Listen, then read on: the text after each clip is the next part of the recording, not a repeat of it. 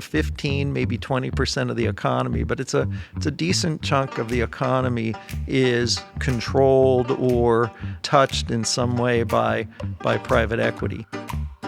Private equity has a bit of a PR problem. If you heard that your company was being taken over by a private equity firm, you might well start worrying that job cuts will be coming soon and the quality of work will be sacrificed in order to squeeze out more profits. But is that accurate? Welcome to the Chicago Booth Review podcast, where we bring you groundbreaking academic research in a clear and straightforward way. I'm Hal Weitzman. Chicago Booth's Steve Kaplan is a world expert on private equity, and he thinks it's often unfairly depicted in the mass media. Kaplan notes that rather than cutting jobs and harming outcomes, PE firms frequently invest and grow companies more effectively than other owners. But does that justify their big fees? And could companies take the same actions without being taken over by private equity? Steve Kaplan, welcome to the Chicago Booth Review podcast.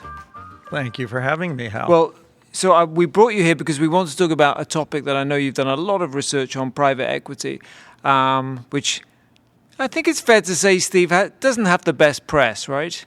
Certainly there is some controversy, okay, indeed. Well, let's dig into that. First of all, remind us, for those of our listeners who don't quite grasp it, what is private equity? So private equity is basically investments in private companies, and it has a wide variety, actually, of things that it encompasses, but it's sort of known for one thing. So venture capital is a form of private equity because it's investments in private companies. Okay, so those people who give a few bucks to their son or daughter to start up a company, or their whoever their friend. Well, venture capital. I'm not sure about that. SpaceX would be, or Tesla, or Facebook would be venture capital. So venture capital is private equity in startups.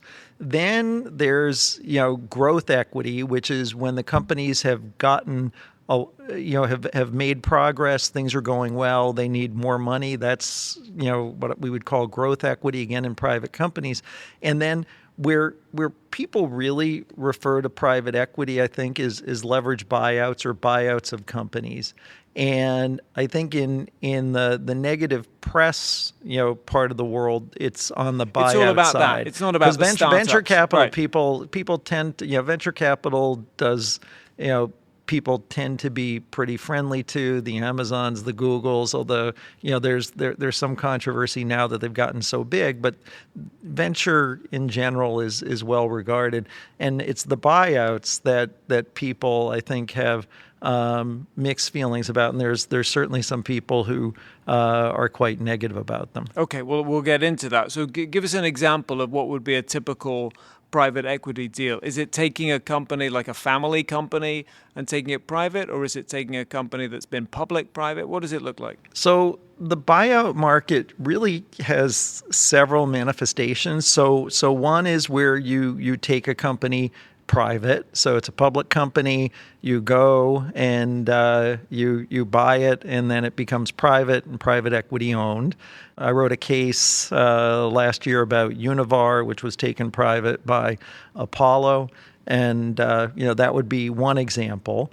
Then you've got companies where, let's say, it's family run, it's private, and the family wants liquidity or doesn't want to run it any longer, and then the private equity firms will invest in those companies or buy those companies. So they're already private, but they've gotten money from the buyout funds or the private equity funds, and then they will be, basically private equity owned. So that's what you would call private to private. That's private to private. And then there's a third that is carve-outs from public companies or private companies, could be any companies, but where it's a division of the company for some reason doesn't want to keep owning it and decides to sell it. Like there's one that I'll talk about later, TaylorMade, which is the golf company, which a lot of people probably recognize, was owned by Adidas. And it was losing, I think, $100 million a year. Adidas sold it to KPS. Okay. And so of those three scenarios, the carve-outs, the private to private, the public to private, what's the most common? I think the most common by number is the private to private. Actually, there's a fourth, which is private equity owned to private equity owned. So, which would be a fourth. But of the three sort of generic ones or first ones, I would say in terms of number, it would be the family or private to private. In terms of dollars, it would depend on the year, but there are fewer public to privates, but when they happen, they're big deals. Okay. So just tell us, I know you're an expert on the history, but just give us a brief overview for people who haven't really been following this. What is the history of private equity? How fast has it grown?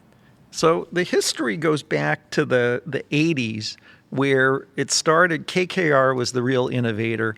KKR started by buying companies, and many public companies that were well known, Beatrice, RJR, and taking them private. And in those days, the leverage was something like 90%. It was 85, 90% debt, 10 or 15% equity.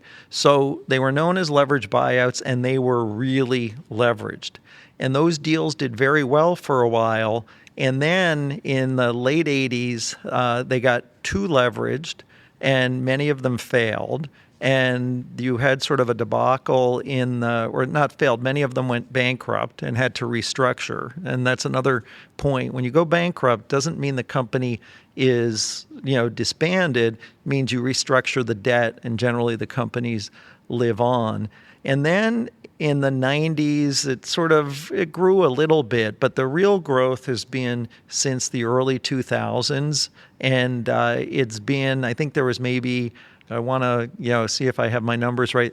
In the early 2000s, and this is private equity, private capital in general, of which buyouts is the biggest fraction, was under $1 trillion under management. And today it's somewhere over 12 trillion. So it's grown by a factor of 10, 12 times. And the buyout market is probably, is roughly, I think, half of that. It's grown quite a bit. Okay, so can we say what part of the U.S. economy is what part of the company is in buyout? So I've estimated that if you look at how much money is allocated to buyouts each year in the United States, and then make some calculations about leverage, how it's deployed, you come to a number that buyout funds control somewhere around 10% of the U.S. economy. And then if you tacked on to that growth equity, venture capital, there's also real estate, private equity, you'd be somewhere 15, maybe 20% of the economy. But it's a decent chunk of the economy is controlled or touched in some way by private equity. And buyouts would be, I would guess 10% would be my best guess for buyouts. So this is a big part of the economy. It's obviously important. It's obviously still growing pretty fast right now. And as we said at the beginning, the growth has come with this negative popular perception. Maybe I know you take a dim view of that criticism, so I'll get into that. But maybe just as a general point, what do we get right and what do we get wrong? And when I say we, I mean the popular view about private equity. I don't know. If the popular view is negative, I don't know that it gets anything right. I think perhaps what it gets right is that the popular view, I think, is the view that private equity goes in, they cut jobs, they gut the company, and then the company fails. And that's just, it's almost completely wrong. I mean, the only part that's not wrong is, yes, some companies fail. But that's true of public companies. Companies fail. Companies fail all the time. Some companies succeed. Some companies fail. I think the thing that's a complete misconception is that you can go into a company and gut it and then still expect to make money. Because the way you make money in a buyout or any transaction is you create value, and then you can sell it to somebody else, or you might continue to reap that value if you don't sell it. But if you sell it, somebody's got to buy it because there's value there. If you go into the company and just gut it and there's nothing left, well, you can't sell it and you will lose money. And most of the examples, when you see the negative examples in the popular press, those are often the companies that failed. So Toys R Us gets a lot of press because the company actually, when it defaulted, actually went out of business. It's a very unusual outcome.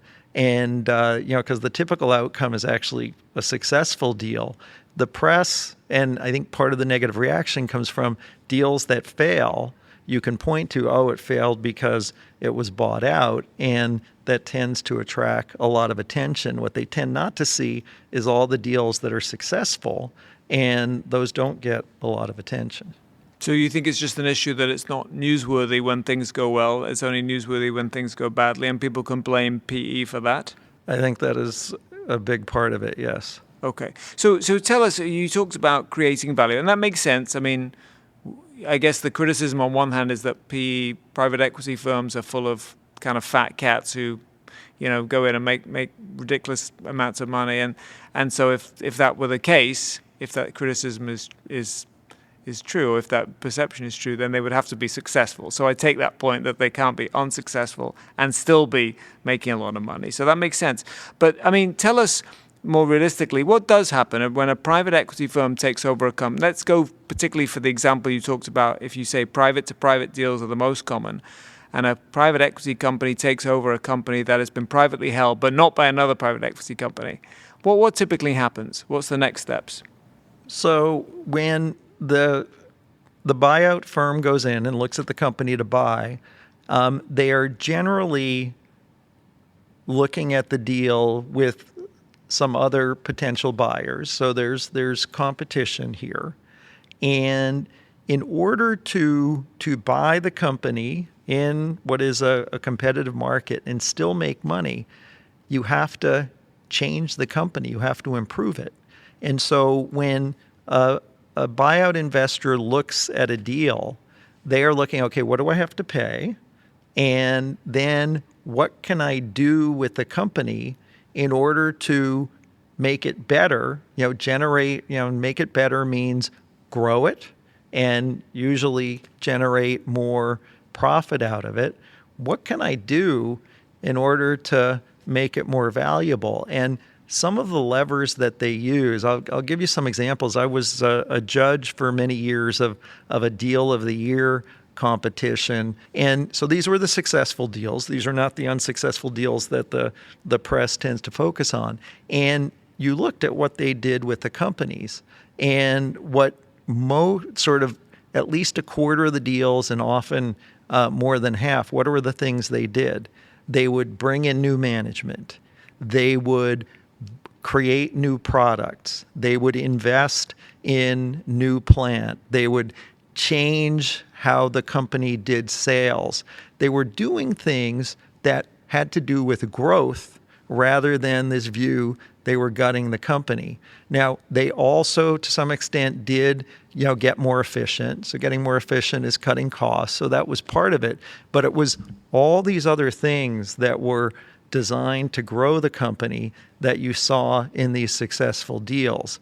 And then when you ask, I also did a survey a number of years ago, actually a survey in 2020 and also in 2012 of a lot of private equity firms. Roughly, somewhere between 40 or 50% of the capital in the industry, responded to the surveys. And we asked them, what do you, when you invest in these companies, what do you try to do to create value? Do you cut costs? Do you replace management? What do you do?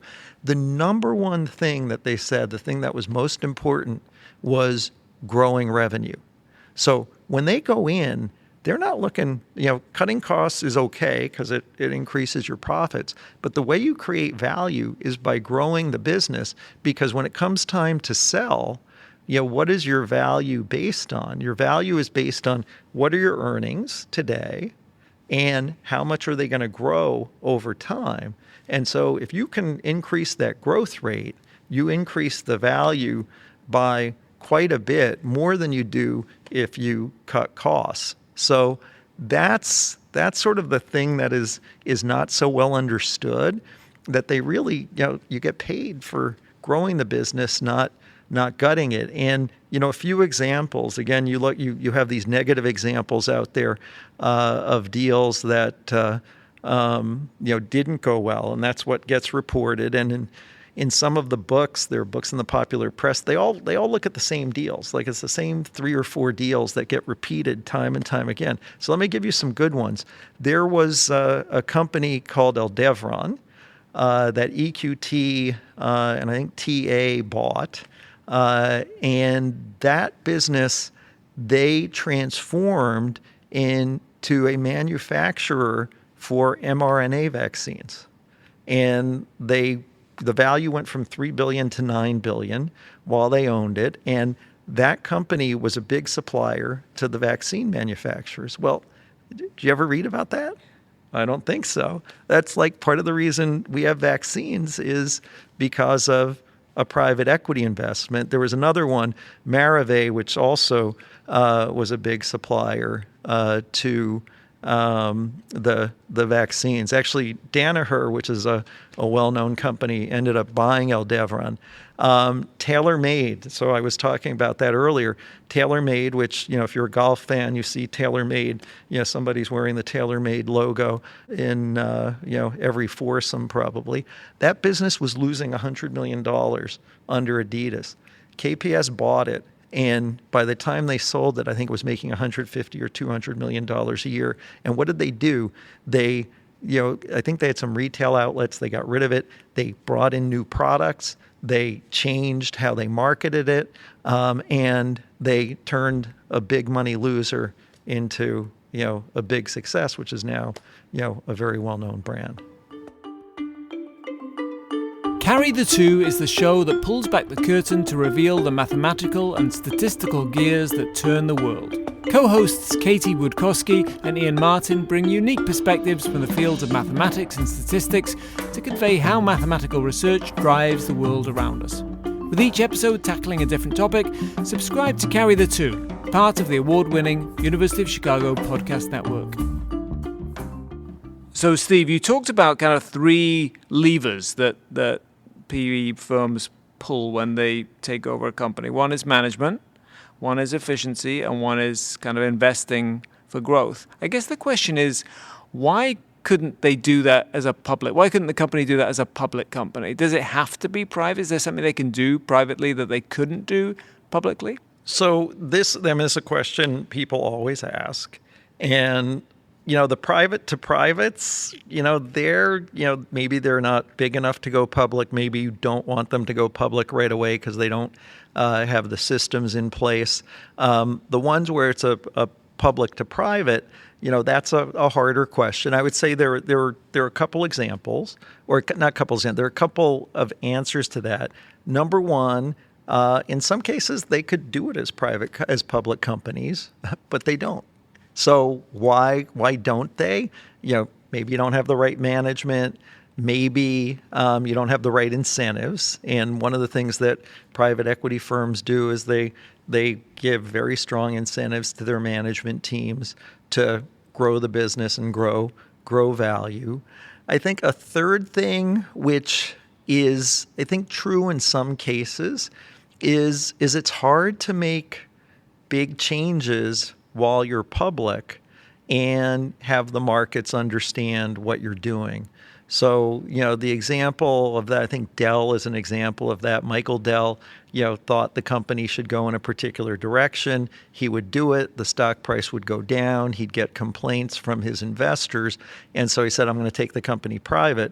He took it private. He made a lot of changes to that business and got it to where he thought it was in the right place. Then he took it public again. And, as we've seen recently, that's done spectacularly well.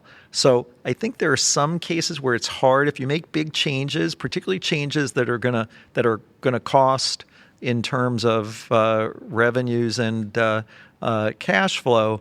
You may have a harder time doing that as a public company because you will get press that'll say there are problems, and you have some chance of, affecting employees and potentially customers. So that third one, I think, is not true in every case, but it's certainly true in some cases. Okay, I wanted to take you back to the media coverage of private equity because obviously you talked about the media tend to focus on cases where the company quote unquote failed or went into bankruptcy or whatever. But even in the cases where companies are financially successful, some of the press coverage, at least the negative press coverage, has been about kind of poor outcomes, right, that come from private equity ownership. I'm particularly thinking here of hospitals and care homes and colleges, where you get things like higher patient or customer costs, or more student loan defaults, or patients get more hospital-acquired conditions or infections, or they fall more. So those are the kinds of things that we've heard about. And the headline would be, private equity nursing homes, basically have higher mortality rates or whatever. What about those cases where, the financial outcomes are good, but the outcomes for patients and customers are not so good? So first of all, in the nursing home paper to which you're referring, which has got a lot of attention, and it was, one of the co-authors is a colleague, those deals did not do well. So that's the thing that's a bit misleading. And the result they found is that in nursing homes that were private equity owned, the outcomes were worse. Those deals, I went and looked at the deals that drove their results. Those deals lost money. They were actually done by, in some cases, real estate private equity, which is a little different from the buyout firms we've been talking about. So those were kind of mistakes. And so and what they write in the paper is, you can make money even if you do something that's socially harmful. Well, they never showed that those deals made money. So I kind of discount that paper in that regard. I think there are some other papers. The education paper, I think there's a stronger argument that on the for-profit education, some of those deals did make money, and they ended up having people take loans who shouldn't have. And that's a case where, are the private equity firms doing things wrong, or is the regulation wrong? Well, the regulation has been changed subsequently, and now it's very hard to do that. So I think those are the nursing home example, I think, is not a good example because they didn't make money. The education one took care of itself. And then the healthcare papers, there are some healthcare papers out there that purport to find negative results. And I think, when you look at them carefully, first of all, if people find no results or positive results, they tend not to publish. So you tend to get this selection bias in what gets published. And even in what gets published, this paper that I think got a fair amount of press that found the following, that after private equity firms take over hospitals, they find that the number of falls and I think infections go up. Okay, so now you say, oh, gee, that's bad. Well, at the same time, they find that fatalities actually are flat or go down. It's in the paper. It's not what the press reported. The press reported just the falls and the infections. So the fatalities actually, which is probably what you care about more, the really bad outcomes, those were actually flat or better. Number one. Number two, and the thing that's more problematic in that paper, is all the action in terms of the change that they find is from the year before the deal to the year of the deal. Meaning, and if you look at actually 3 years before the deal to 1 year after the deal, both sets of hospitals look exactly the same in terms of falls and infections. The only difference is the year before the deal, the falls and infections in the buyout hospitals are actually lower. And then in the year of the deal, the falls and infections are the same. Well, it's kind of hard to believe that the falls and infections go up in the year of the deal, because half of those deals happen in the second half of the year, and there's hardly time for anything to change. The deals that happen in the beginning of the year, maybe, but it's a very weird result that it happens in year zero and then nothing happens after that. So that result, which got a lot of attention, I discount. And so you have to be very careful with these papers. And there's a summary paper of private equity deals in healthcare that basically finds the results are mixed overall. And with a publication bias for results that are negative, I would say the the evidence there is not particularly so that's convincing overall. It sounds like people, you think, cherry pick Absolutely. their data. So if you think that because you get attention if you have a negative result. So if the media are also reporting things that are negative, not positive, it sounds like academia is often doing the same thing. I think you're more likely to get a paper. Let's put it this way: if you write a paper where you get a significant result, you're more likely to get it published than if you don't have a significant result. And I can tell you, I've heard from people who, I looked at that, I got nothing significant, so I didn't publish it. So, and again, let me just be clear too. I didn't say a couple of things which are worth saying. On the large sample evidence, where you look at large samples of buyout deals and you look at winners and losers, and you aggregate over a lot of deals, you invariably find productivity improvements or efficiency gains or cash flow gains. So there are winners, there are losers, but invariably you find overall or on average the results are positive. And that, you can always find negatives. And what you want to know is, over a large sample, do the positives outweigh the negatives? And again, that sort of is common sense, because you don't make money unless you get positives. And now the next thing that also is a bit misleading out there is what the performance of the buyout funds has been. So there's some, you read this every so often or regularly in the press, because it gets pushed by, there's a professor at Oxford who pushes this, is that private equity has performed the same as public markets. And looking forward, I can't predict what will happen, but looking backward, looking at the buyout funds, net of fees, they've outperformed public markets over the last 20 or 30 years.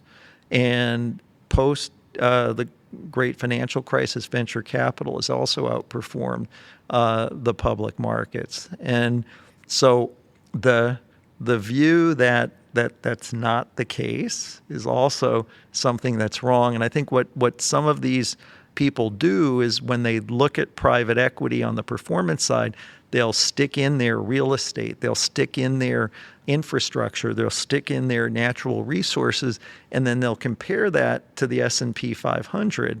Well, you shouldn't be comparing real estate performance to the S&P 500. You shouldn't be comparing infrastructure to the S&P 500 or natural resources, which would be energy, to the S&P 500. There are other indices that you'd rather compare it to. For buyout funds, the S&P 500 or the Russell 2000, that's perfectly appropriate, because you're have a large sample of companies. So if you compare apples to apples, you find that net of fees, the performance has been very good, which, by the way, means gross of fees, the performance has been terrific.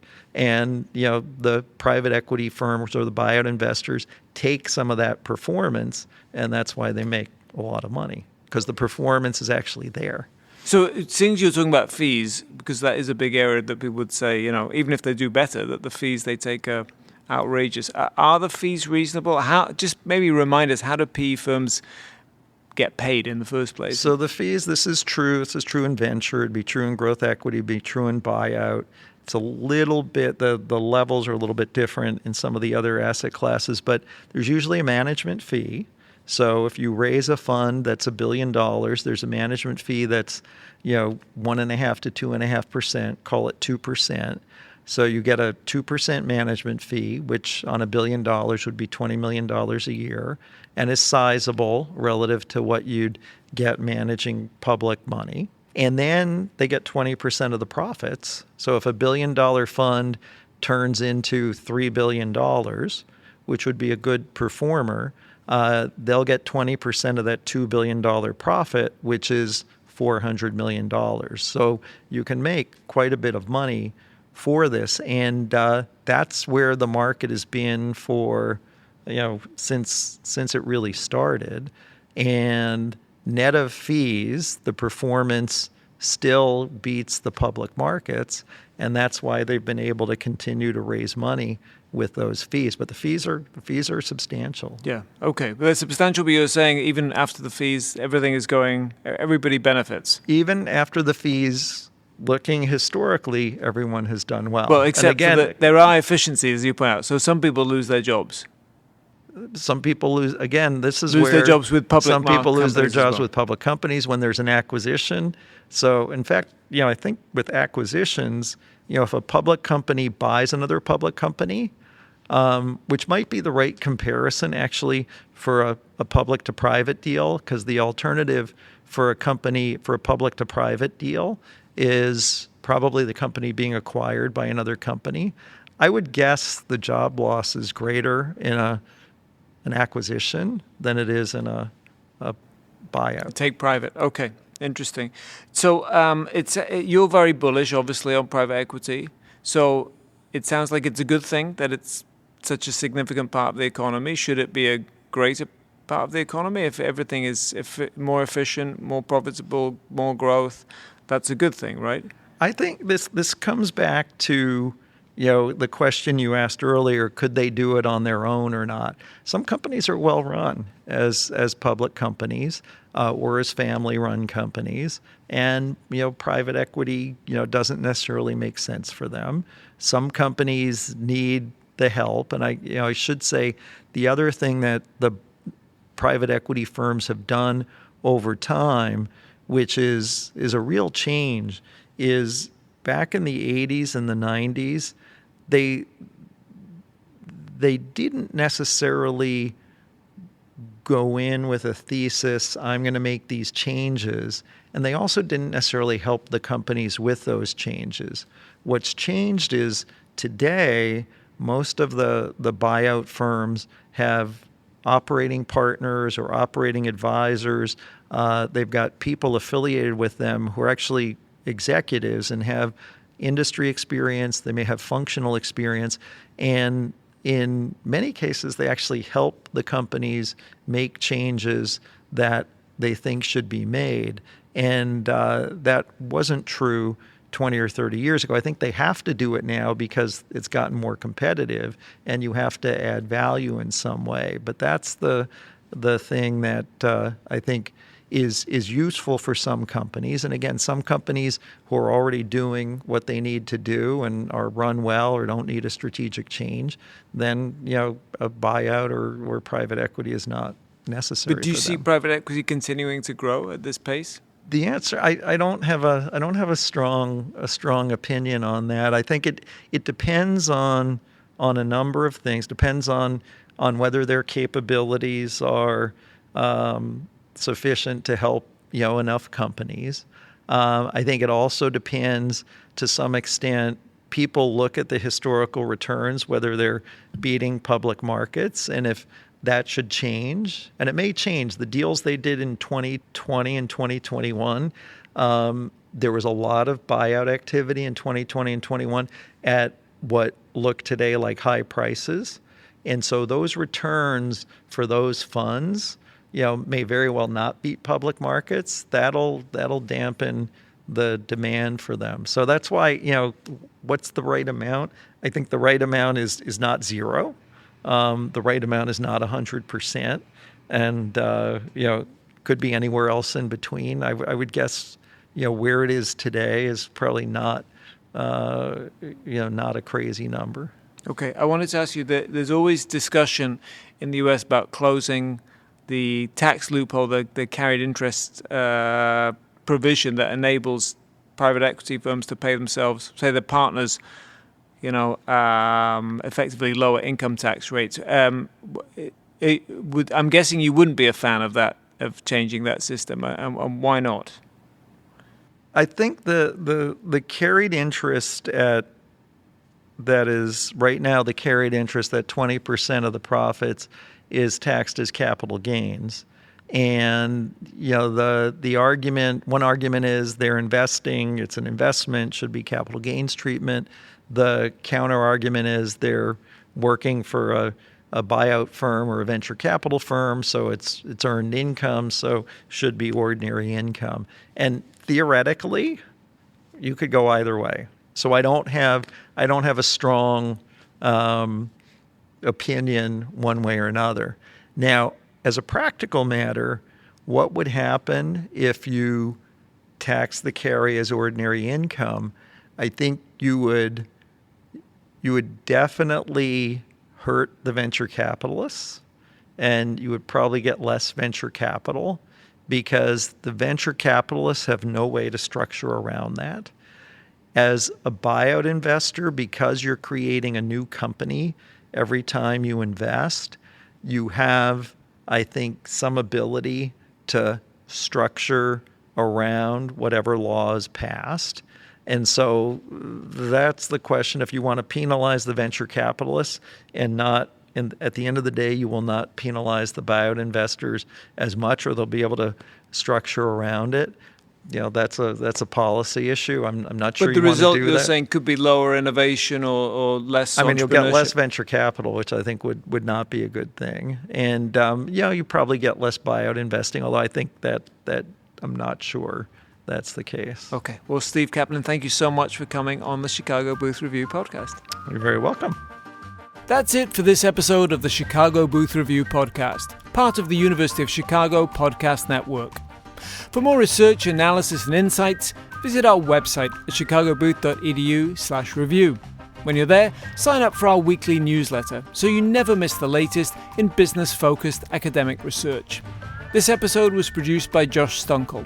If you enjoyed it, please subscribe and please do leave us a 5-star review. Until next time, I'm Hal Weitzman. Thanks for listening.